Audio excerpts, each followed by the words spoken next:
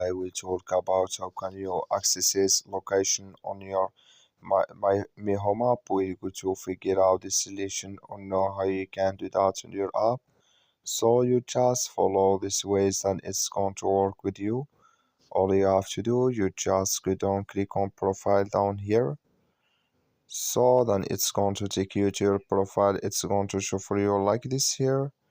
Then you click here on additional settings, just click on it. So when you click on it, it's going to take you to this list here. Then you go down, just keep going down here. Click here on system permissions here, management, just click on it.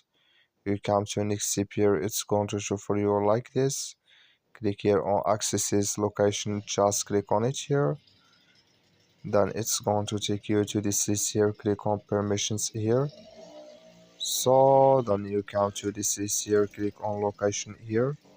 Then you click on allow only when using the app.